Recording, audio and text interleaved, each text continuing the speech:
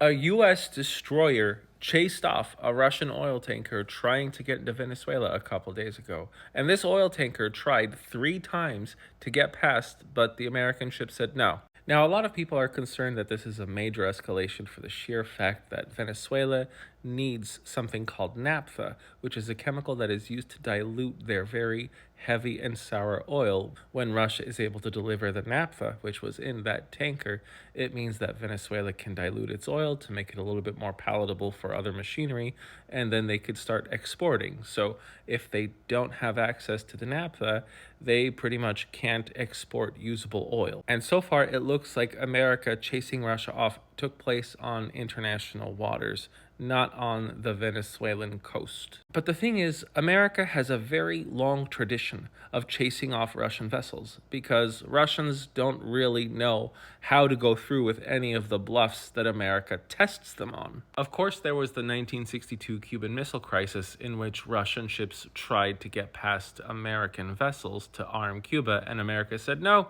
if you want to get past us, then there's going to be war, and of course, the Russians backed off. About that whole crisis, there is a very interesting story revolving around Vasil Arkhipov, who was a Russian naval officer who apparently refused the order to launch a nuclear torpedo at the American vessels, thus potentially averting World War III. Now, in the 1970s and 1980s, there was a long series of America shadowing Russian vessels in the Mediterranean and the Pacific, in which U.S. destroyers or submarines would follow the Russian naval vessels, and then they would start going across their bows and potentially ramming into the Russian ships, and the Russian ships would run away. My mistake, sail away, because Russian soldiers have a very long history of tactical retreats. The most notable one of these was the 1988 Black Sea bumping incident, in which 2 U.S. ships were bumped in the Black Sea by 2 Soviet ships, threatening that they would strike the American ships if they continued their course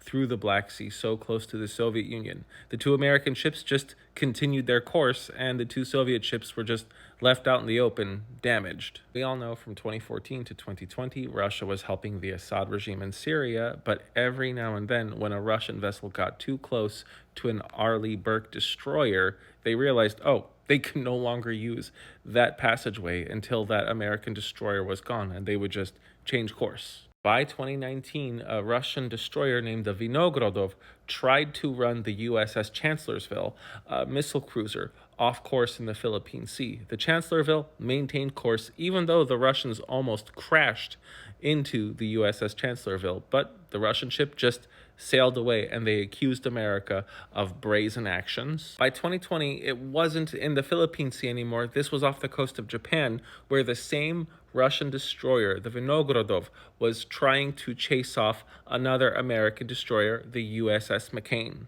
USS McCain was just performing another freedom of navigation operation, and of course, the Vinogradov was warning, do not go further. Do not come any closer to this point. But unlike last time, the Russians did not get within 50 to 100 feet of the American destroyer. The USS McCain just ran its course. The Russians sailed away thinking they claimed some kind of victory because, they chased off the American Navy. There are dozens upon dozens of these incidents where the Russians try to bully, they try to threaten, and then nothing really happens because, like Mandatory Funde has said, you do not touch America's boats. Iran learned that lesson in 1998 under Operation Praying Mantis, where they shot at one of the U.S. destroyers, and then in one afternoon we sunk half of the Iranian fleet. Really, the Russian naval scuffles against the U.S. is literally like a little boy trying to see if he could actually poke a bear and get away with it. You don't believe me? Remember, the Russians only have one aircraft carrier. It's called,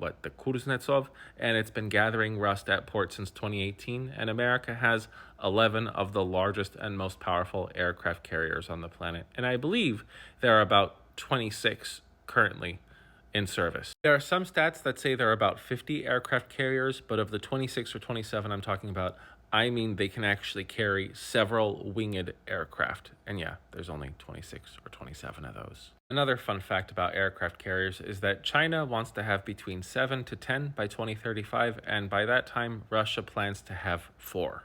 To wrap this up, what the United States is doing is clearly not good for Venezuela's President Maduro, who most likely won't be in office for much longer because my opinion is he's going to flee. And of course, it's terrible for Russia because Maduro is Russia's puppet and Venezuela is supposed to be Russia's South American baby, but that's going up in smoke. I hope you learned something from this post, and thanks for watching.